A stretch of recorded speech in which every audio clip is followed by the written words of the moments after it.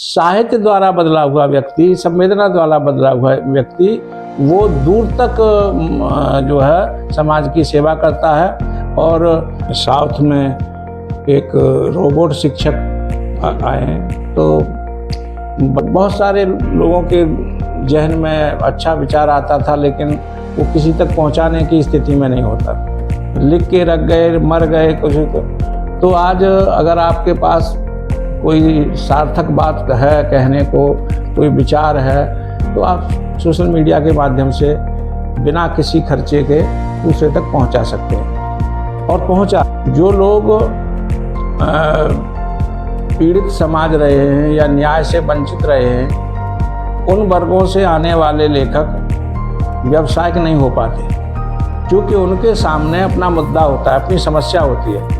और साहित्य कोई कानून नहीं है जो किसी मनुष्य को बदल के और मनमाना काम कराए। कानून हमारी जो ज्ञान की भूख है, हमारी जो साहित्य की भूख है, उस भूख को शांत करने के लिए हम साहित्य पढ़ते हैं।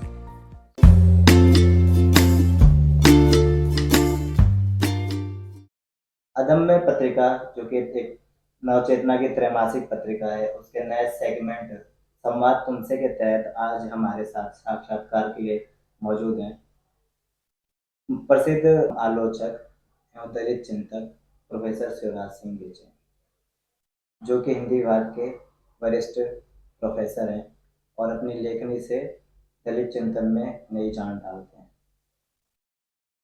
सर से हम प्रश्न करें इससे पहले हम ये बता देना चाहते हैं कि जो संवाद तुमसे कॉलम है, वो कॉलम संवाद पाठकों और लेखक के बीच स्थापित करने का संवाद है, कॉलम है, जिससे कि हम ये देखते हैं या ये तय करते हैं कि जो लेखक हैं वो पाठकों के समक्ष जाकर क्या अपनी बात रखना चाहते हैं, किस तरह से वो पाठकों से संवाद स्थापित करना चाहते हैं। इसी क्रम में हम बैठते हैं और सर से पहला प्रश्न पूछते हैं। सर, लेखन कला है या व्यवसाय, तथा लेखन के क्षेत्र में युवाओं के लिए भविष्य की क्या संभावनाएं हैं? ऐसा है, लेखक कलाकार ही होता है, तो कलाकार के लिए लेखन कला है और व्यवसायी के लिए व्यवसाय है, जो उसको बेचता है और जो खरीदता है। अब विक्रेता तो व्यवसायी हो सकता है, लेकिन खरीदार व्यवसायी हो ये जरूरी नहीं है। खरीदार तो विचार के लिए पढ़ रहा है, अपने साहित्यिक संस्कारों को समृद्ध करने के लिए पढ़ रहा है, अपने चेतना के विकास के लिए पढ़ रहा है। तो पाठक व्यवसायी नहीं हो सकता, बेशक वो खरीद के पढ़ रहा है, और खरीद विक्रय और खरीद में जो है व्यवसाय आ जाता है। लेकिन अध्ययन और पठन पाठन ये जो है, इसको हम व्यवसाय नहीं कह सकते, क्योंकि मुनाफा कमाना इसकी शर्त नहीं है। इसकी शर्त है कि हमारी जो ज्ञान की भूख है, हमारी जो साहित्य की भूख है, उस भूख को शांत करने के लिए हम साहित्य पढ़ते हैं। तो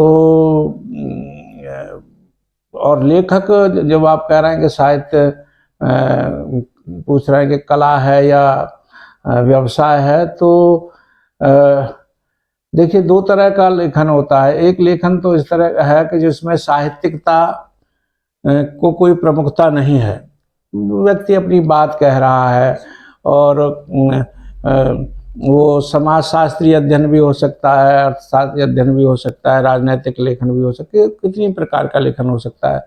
जरूरी नहीं है कि उसमें वो साहित्यिक रोचकता हो। लेखन तो बहुत सारे प्रकार के होते हैं।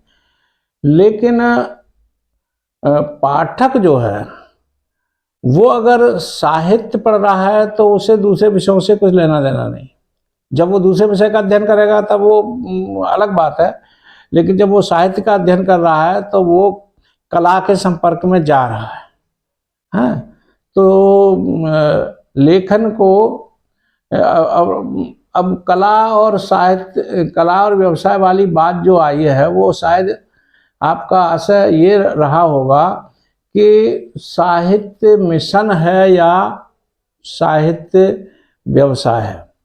क्योंकि आप ये जानना चाह रहे हैं कि साहित्य इसलिए है कि इसमें पैसा कमाया जाए, या साहित्य इसलिए है कि जिसमें समाज सेवा की जाए, लोगों को जागृत किया जाए, लोगों के का ज्ञान वर्धन किया जाए, उन साहित्यिक रुचि विकसित की जाए, जिससे कि वो तरह तरह के साहित्य को और अधिक पढ़ें और साहित्य के मार्फत वो अपनी स्थितियों को जाने, इतिहास को जाने, अपने देश और समाज के अतीत को जाने, बाहर दुनिया में क्या घटित हो रहा है साहित्य के माध्यम से उसको जाने हैं। साहित्य ने किस तरह से लोगों को मुक्ति प्रदान की है, कैसे साहित्य एक माध्यम बना है आज़ादी देने का या शोषण से मुक्ति का, या जैसे अमेरिका अफ्रीका में जो है वो गुलामी से आज़ादी दिलाने का एक माध्यम बना है। तो साहित्य कला भी है और साहित्य एक तरह से एक साधन भी है मनुष्य की जागृति का, मनुष्य की मुक्ति का, और मनुष्य से मनुष्य को का संवाद करने का, संवेदना से संवेदना का रिश्ता जोड़ने का, और संवेदना से संवेदना का विकास करने का। क्योंकि साहित्य कोई कानून नहीं है जो किसी मनुष्य को बदल के और मनमाना काम कराए, कानून के अनुसार काम कराए। जो साहित्य हृदय को बदलता है, मनुष्य को बदलता है। और हमारे जैसे देश में जहाँ लोग जैसे सामाजिक न्याय की बात होती है, या जो लोगों को अधिकार नहीं मिले उनकी बात होती है, या बराबरी नहीं मिलने की बात है, तो साहित्य उसमें क्या भूमिका अदा कर सकता है?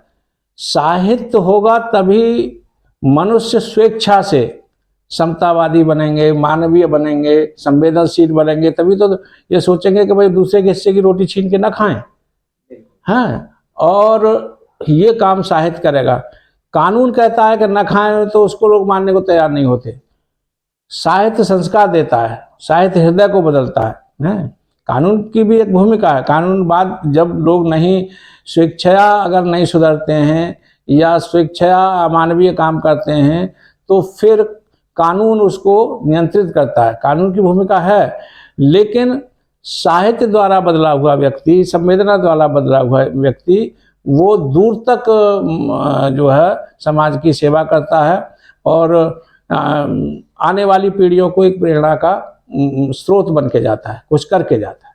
बिल्कुल सर, जैसा कि आपने अभी अपने वक्तव्य में कहा कि लेखन जो है वो मिशन है या फिर व्यवसाय है, तो सर इसमें मैं ये स्पष्ट रूप से जानना चाहूँगा आपसे कि क्या अभी भी लेखन मिशन रह गया है या फिर व्यवसाय के रूप में वो आगे बढ़ चुका है? देखो, ऐसा है कि लेखन व्यवसाय भी है आज के दौर में और मिशन भी है। बड़ा हिस्सा मिशन ही है, और जो लोग पीड़ित समाज रहे हैं या न्याय से वंचित रहे हैं, उन वर्गों से आने वाले लेखक व्यवसायिक नहीं हो पाते, क्योंकि उनके सामने अपना मुद्दा होता है, अपनी समस्या होती है, और उनकी समस्या जब मार्केट की समस्या नहीं है तो वो मार्केट तो उसको लेगा नहीं, तो फिर वो अपने स्तर पर मुझे नहीं लगता कि हमारे सैकड़ों दलित कवियों में एक आध भी ऐसा रहा हो जो पैसे के लिए लिखा हो, जिसने लिखा हो। अभी कुछ व्यावसायिक प्रकाशनों से प्रकाशित होना आरंभ हुए हैं, लेकिन उनके अंदर भी ये नहीं है कि उनके अंदर की मिशनरी भावना खत्म हो गई है, क्योंकि वो अपने मुद्दे से समझौता नहीं करते, अपनी समस्या को रखते हैं, तो फिर वो मिशन की वजह से रखते हैं। नहीं तो फिर वो कुछ भी लिखेंगे, तो कुछ भी लिखने के लिए जो है वो मिशन का साहित्य नहीं हो सकता। जो मिशन का मतलब यह है कि आप बिना लोभ लालच के, बिना स्वार्थ के आप समाज की सेवा करते हैं, समाज के लिए जागृत करने का काम करते हैं, समाज को अपने पूर्व की कहानियाँ सुना सुना के नया इतिहास रचने की प्रेरणा देते हैं। जी सर, शुक्रिया सर। सर मैं अब अगले प्रश्न पे चलूंगा और मैं जानना चाहूंगा सर कि जैसा कि अभी नए युग की बात करते हैं हम, इसमें इंटरनेट है, सोशल मीडिया है, तो कहीं ना कहीं साहित्य को भी ये चीज प्रभावित कर रही है और सोशल मीडिया भी साहित्य के रूप से प्रभावित हो रहा है और उस तरीके से अपना एल्गोरिथम है और जो बाकी जो उसकी टेक्निकलिटीज हैं उस चीज को वो बदल रहा है। तो मैं जानना चाहूंगा सर कि सोशल मीडिया ने किस तरह से साहित्य को प्रभावित किया है या साहित्य ने सोशल मीडिया को प्रभावित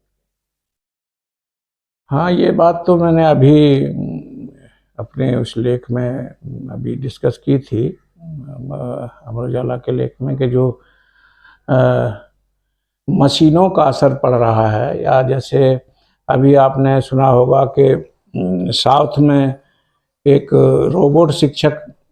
आए हैं, तो बड़ी संख्या में अब जो है मशीनी शिक्षकों का आना या शिक्षा को रोबोट द्वारा बच्चों के बीच में ले जाना, ये आज के युग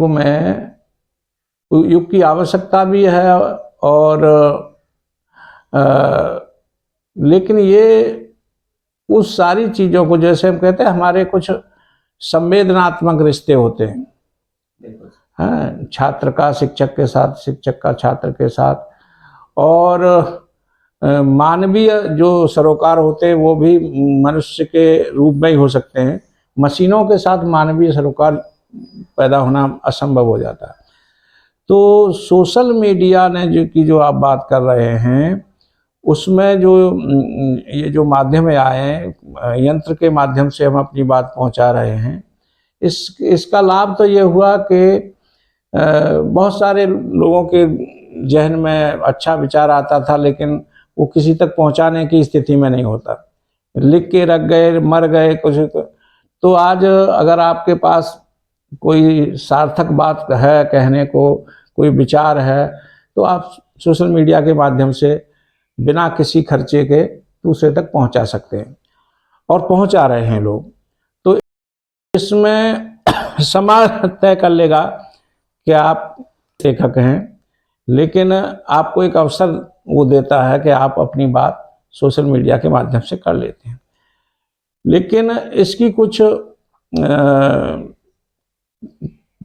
डिसएडवांटेज भी हैं, इसकी कुछ हानियां भी है, इसकी कुछ नकारात्मक चीज़ें भी है। वो ये हैं कि हम जल्दी से अपने मुंह से बात निकाल देते हैं बिना सोचे समझे हैं, तो कई बार उसका असर बहुत नकारात्मक पड़ता है और मुंह से निकली बात फिर वापस नहीं आती है, कहीं भी चली जाती है। और सोशल मीडिया तो इतना तीव्र है और इतना जो है इसकी रीच इतनी बड़ी है कि लाखों लोगों में वो जाता है, तो फिर अब लाखों लोगों से आप अपनी बात को वापस नहीं ला सकते।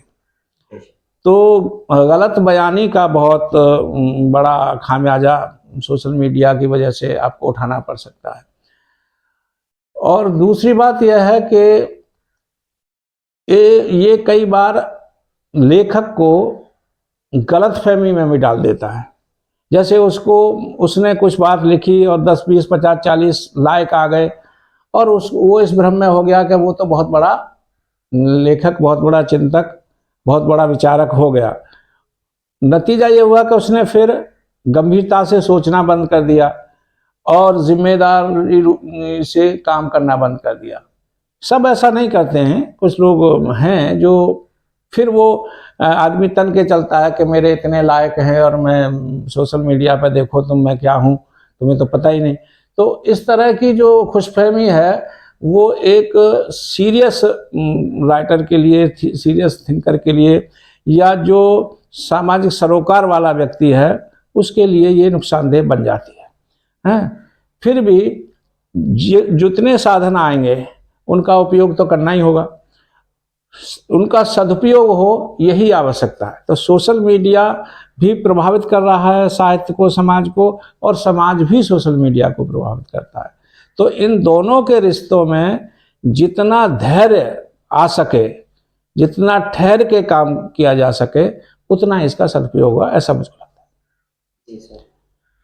सर काफी सार गर्भित उत्तर आपने इस प्रश्न को लेकर दिया है और मुझे लगता है कि ये प्रश्न काफ़ी प्रासंगिक भी है अभी और इससे युवाओं को काफ़ी कुछ सीखने को मिलेगा। जो भी पाठक हैं, जो लेखक हैं, उनको भी इसका काफ़ी लाभ मिलेगा। सर मैं अब अपने अगले प्रश्न की तरफ बढ़ता हूँ। सर इसका एक मैं इसकी भूमिका आपको बता देना चाहूँगा। सर जैसा कि देखा गया है कि लेखन का जो क्षेत्र है, फिर चाहे वो दर्शन हो, चाहे वो साहित्य हो या फिर कोई और लेखन का क्षेत्र हो, उसमें क्या है कि अगर हम देखें हमारे इतिहास को, तो उसमें महिलाओं की भूमिका, महिलाओं का रिप्रेजेंटेशन वो नदारद रहा है शुरुआत से। जैसे फिलॉसफी की अगर हम बात करें तो उसमें मुख्य रूप से पुरुष ही दार्शनिक सामने दिखाई देते हैं। लेखन के क्षेत्र में देखें तो उसमें भी अमूमन ही पुरुष ही लेखक दिखाई देते हैं। तो क्या ऐसा माना जा सकता है कि स्त्रियों में सृजनशीलता की कमी है या फिर वो वैचारिक जो है मसले उन पर नहीं बोल सकती हैं या फिर उनको अवसर नहीं दिया गया है?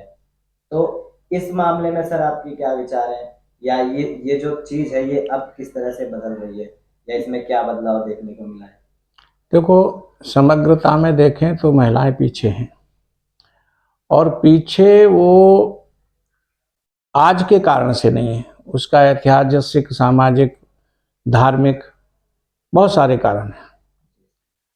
और एक लंबे समय तक हमारे देश में दुर्भाग्य से ऐसी समाज व्यवस्था रही कि स्त्रियों को न पढ़ाना धर्म संगत माना गया, शूद्रों को न पढ़ाना धर्म संगत माना गया है। तो उसका परिणाम शूद्रों ने भी भोगा, उसका परिणाम अति पिछड़ी जातियों पर भी हुआ और महिलाओं पर भी हुआ। महिलाओं पर अधिक हो गया, और अधिक इसलिए हो गया कि महिलाएं जो प्राकृतिक रूप से जिम्मेदारियां महिलाओं पर होती हैं वो घर की बहुत ज़्यादा होती हैं। और जैसे महिलाएं माँ बनती हैं तो उनका काफ़ी समय बच्चों के पालन पोषण में गुजरता है। जैसे ही वो जवान होती है, माँ बनने की उसकी नौबत आ जाती है। हमारे यहाँ बाल विवाह ने महिलाओं को बहुत ज़्यादा पीछे किया, क्योंकि जैसे ही वो कुछ करने लायक हुई वैसे ही उसका विवाह हो गया, और जब वो समाज में निकल के कुछ करे तब तक वो जिम्मेदारी है उस पर, माँ की जिम्मेदारी है। तो ये कई कारण थे कि एक तो स्त्री का बाल विवाह, स्त्री की अशिक्षा, और स्त्री को सेकंड दर्जे का नागरिक मानना, यानी पुरुष प्राथमिक रहा और स्त्री दोयम दर्जे की व्यवहारत है। हमारा कानून नहीं कहता ये तो, लेकिन कानून ने तो ये बात आज़ादी के बाद या संविधान के बाद हुई है, और व्यवहार तो हजारों साल का चला आ रहा है। ये समाज में धारणा ये बन गई कि स्त्री घर में कह देते हैं अरे तुम तो महिला हो, हम सोच समझ लेंगे। चाहे बुद्धू से बुद्धू आदमी अपनी काबिल से काबिल स्त्री को ये कह देगा कि तुम तो महिला हो, तुम चुप रहो, हम डिसीजन ले लेंगे। गांव में अक्सर ये होता है, और बहुत होशियार महिलाएं घरों में बंद रह जाती हैं। तो अशिक्षा, समाज व्यवस्था, धर्म व्यवस्था, इनके परिणाम स्वरूप स्त्रियां पीछे रहीं। लेकिन अभी बड़ी तादाद में स्त्रियां निकली हैं और यूनिवर्सिटी कॉलेजेस में आई हैं। अभी 8 मार्च को ही आप देखें कि उत्तर प्रदेश में 8-10 महिलाएं वाइस चांसलर बनी हैं, जिसमें एक भी पुरुष नहीं है और एक भी दलित समाज की भी नहीं है महिला। तो इसमें एक ये भी है कि जो संपन्न वर्ग था या उच्च वर्ग था या स्पर्श वर्ग था, महिलाएं निकल के आई, वहीं से आई। अभी ये और समस्या है कि सारी महिलाएं एक समान रूप से आगे नहीं बढ़ रही हैं। आदिवासी समाज की महिलाएं बहुत, उनके विकास की गति बहुत कम है। दलित समाज की महिलाएं, उनके विकास की गति बहुत कम है। और इनके पुरुषों पर पुरुष सत्ता का प्रभाव है। जो पुरुष सत्ता बाहर थी, ये इनके पुरुष भी वैसे ही व्यवहार महिलाओं के साथ करने लगते हैं। वो उन्हें बराबरी नहीं देते, वो बेटे से कम आंकते हैं बेटी को, है उसकी पढ़ाई के बारे में हो, उसके शिक्षा के बारे में है, या उसका प्रेम का ही मामला लीजिए। अगर मेरी बेटी किसी से प्रेम करने लगती है तो मैं जो है, और बेटा करने लगता है तो बेटा सामान्य बात है, और बेटी पर मुझे ना बुरी बात है। तो ये जो दो तरह के मापदंड हैं, या उसकी आज़ादी, उसकी स्वतंत्रता, उसका विवेक, उसको अभी उतनी स्वतंत्रता मिली नहीं है। और वो कानून में है, शिक्षा व्यवस्था में भी अब हो रही है, वो व्यवहार में अभी उसे बदलना है। और इसीलिए मैं कहता हूँ इस चीज़ को करता है साहित्य, क्योंकि जब तक मनोविज्ञान नहीं बदला जाएगा, मन नहीं बदला जाएगा, दिमाग नहीं बदला जाएगा, सोच नहीं बदली जाएगी, तब तक स्त्रियाँ आगे नहीं आ पाएंगी। आगे आने का मतलब बराबर में नहीं आ पाएंगी, जबकि उन्हें बराबर नहीं, आगे आना है, ज़्यादा आना है। वो उनमें संभावना पुरुष से ज़्यादा है। मैं तो ये सोचता हूँ कि वो ज़्यादा विवेकशील होती हैं, ज़्यादा जिम्मेदार होती हैं, और उनके हाथों में जब भी नेतृत्व आता है, चाहे घर का हो या बाहर का हो, वो ज़्यादा कुशलतापूर्वक संभालती हैं। तो इसलिए मैं तो ये सोचता हूँ कि वो उनका लेखन भी ज़्यादा सार्थक हो सकता है। तो जो लेखिकाएँ आ रही हैं अभी संघर्षशील समाजों से, जो जीविका के लिए लड़ रही हैं या जिन अधिकारों के लिए लड़ रही हैं, उन समाजों की महिलाओं का लेखन और आगे आएगा, तब साहित्य में एक तरह से क्रांति होगी, समाज में, साहित्य में एक बदलाव होगा। तो समाज का और साहित्य का बदलाव मिलके देश को खूबसूरत बनाएंगे। बिल्कुल।